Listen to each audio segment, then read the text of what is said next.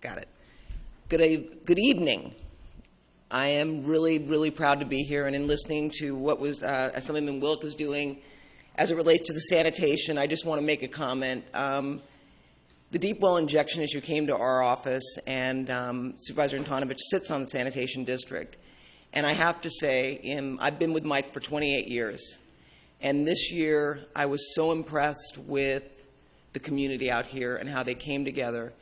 And Dave Perry, who's in the audience, who's actually quite incredible out here, brought a group of people in to talk to us about their concerns as it relates to deep well injection. As a result of that meeting, I'm really proud to say that it was not government making the decision. It was a community that brought forward an idea.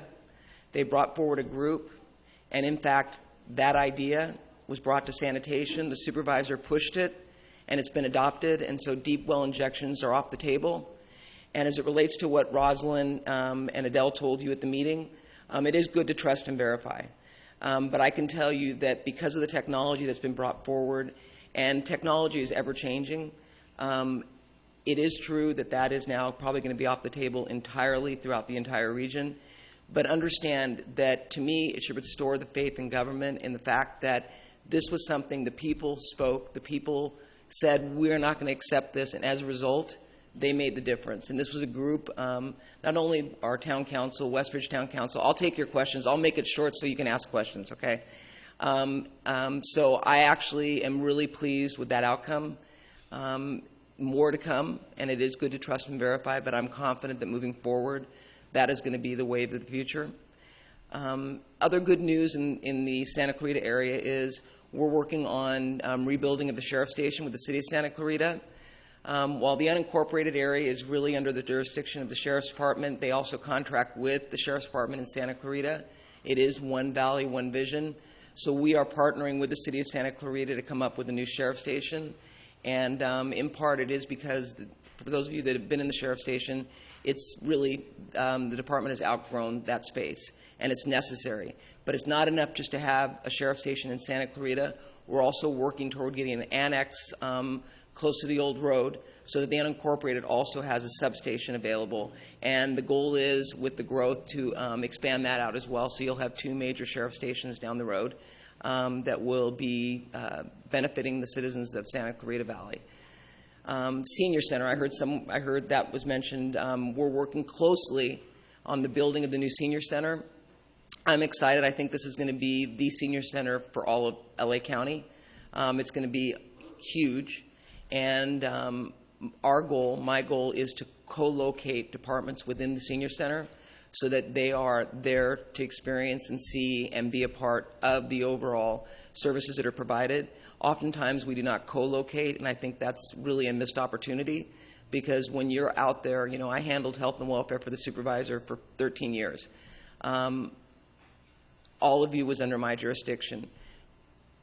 It's a lot different to go out and walk the halls and talk to the nurses, talk to the doctors, to really understand what's going on. You can get lost, as we say, on the 8th floor where our offices are. So for me, I think for departments, it's important for them to go out and experience what seniors are going through. So I'm looking forward to working with the City of Santa Clarita on that issue. You've got Public Works here, the best of the best, to talk about El Nino. I'm telling you all, this is not the sky is falling. We need to be prepared. We saw with the last rain what took place over a short period of time. It can happen, and it will happen. And so our goal is to make sure that everyone is equipped with all the information that is necessary to be prepared. And it's not a tactic to scare, it's just the reality. Better to have it and not need it than need it and not have it. And that goes for earthquakes, that goes for any emergency. So I'm really thrilled to see Public Works here today. You do have the best of the best sitting here to give you information on that. Another issue is, I'm trying to think of, Dave, help me. Is there something else that you wanted me to touch on? CMAX. What is it? CMAX. Okay. The good news is you've got incredible representatives up here working on it. The bad news is I can't talk about it because they sued us. No, they sued the county. And we had to sign a okay, let me explain to you. And no, I'm equally as frustrated, but here, who in this room wants CMEX gone? Everybody. Okay.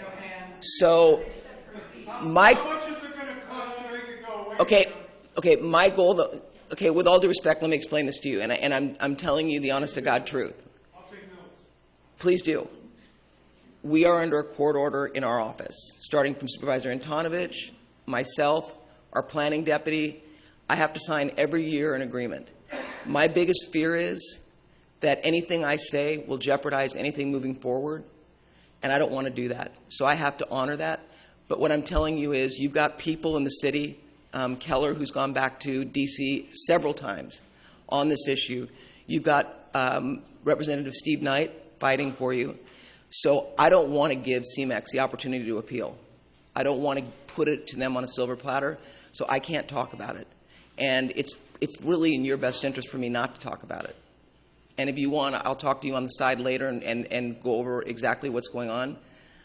But for me, I think the people up here have spoken, and I think that the action is taken, from what I read in the newspaper, is a step in the right direction. And I just can tell you that I've been really impressed with the representation that you've gotten in terms of people that are trying to work with Washington to make it go away.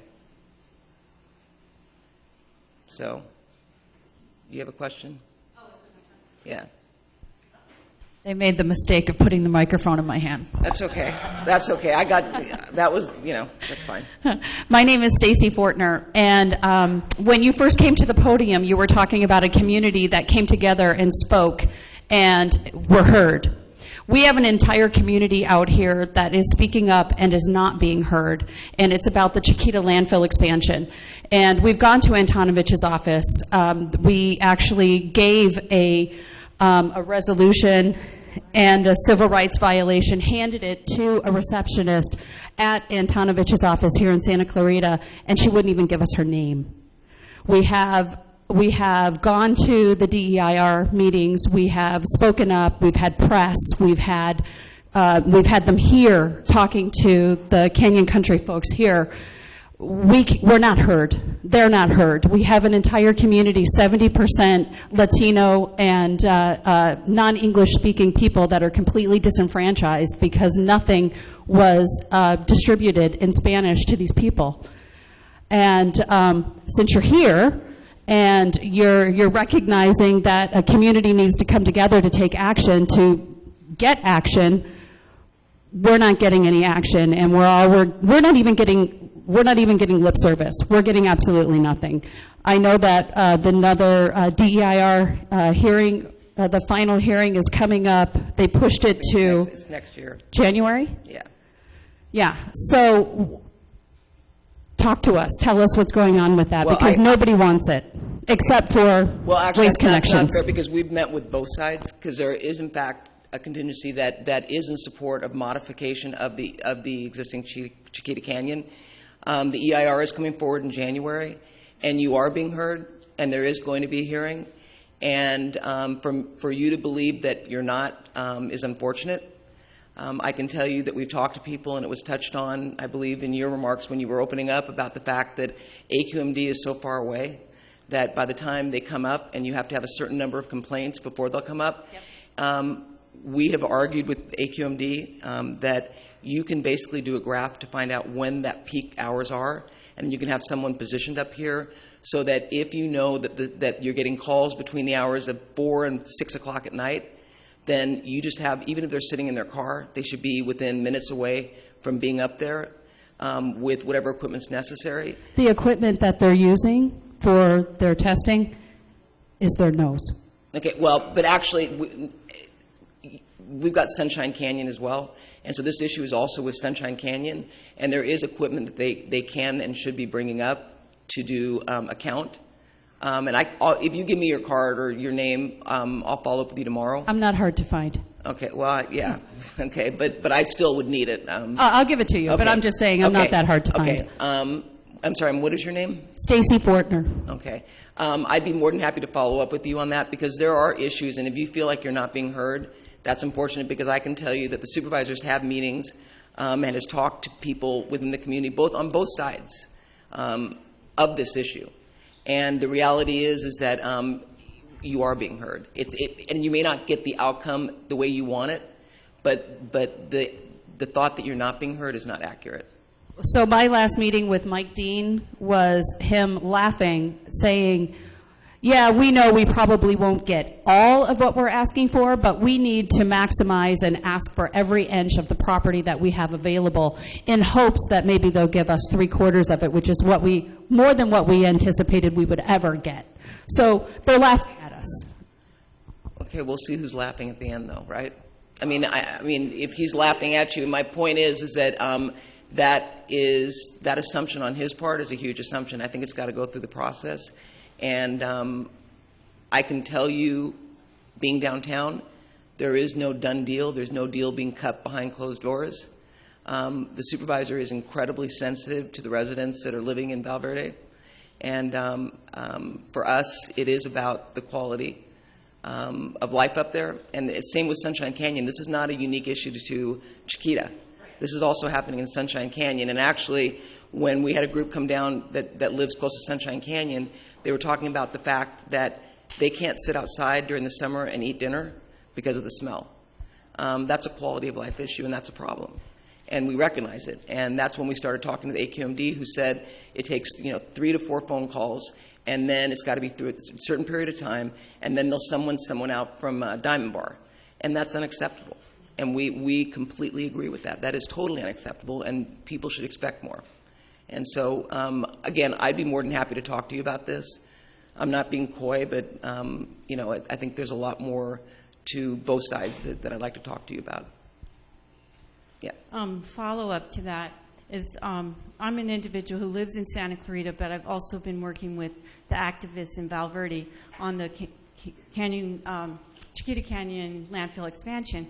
And the difference between that and the deep well injection expansion is that the communities of Stevenson Ranch and West Ranch have a lot of money.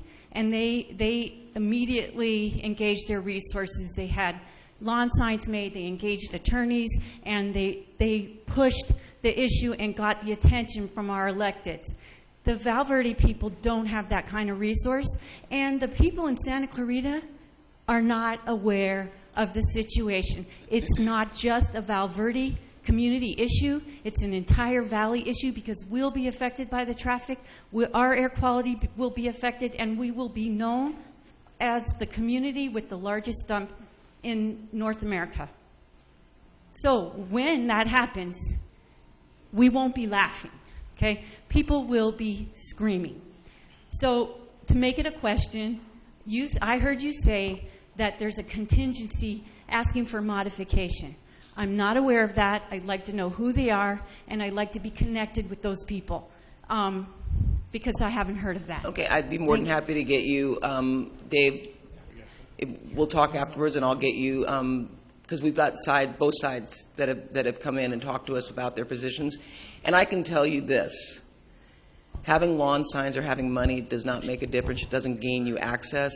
And it did gain access. Well, I respectfully disagree with you because I've worked the issue, and I know perception becomes reality, but that's not the case.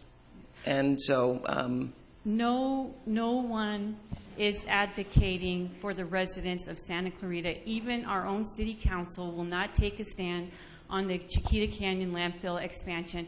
I don't know, and I've looked into it extensively, I don't know how it can possibly benefit this community. And I keep hearing answers to my questions like, well, it's got to go somewhere. The trash has to go somewhere. Oh, well, yes, it does, but it doesn't have to all come right here.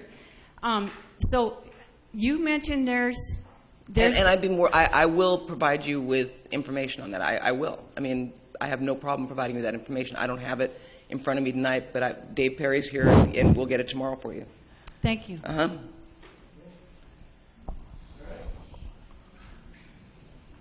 Yeah, I just wanted to keep it short. I'm concerned about the elections here in Santa Clarita. You're aware of all the CVRA lawsuits that resulted in the consolidation to 2016.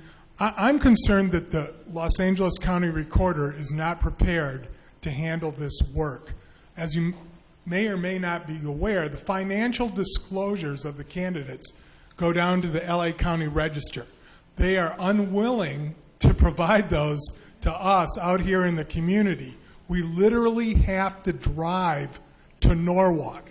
And when you question the friendly personnel in the office there, they say it's because the LA County clerk and registrar cannot agree or get a contract with a company to provide the service of putting the financial disclosures online.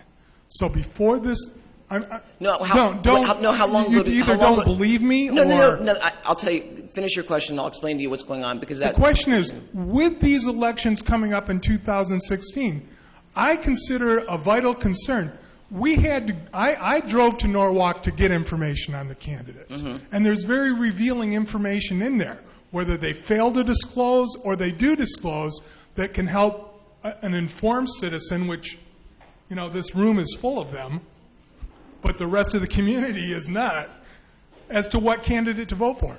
Why can't Los Angeles County, and you're a candidate for Mike Antonivich's office, why can't the county reach a contract to provide the service of getting us the financial disclosures that the citizens need to be able to make an informed decision on the candidates? And you're talking about you're talking about the list of donors, because I know for the board.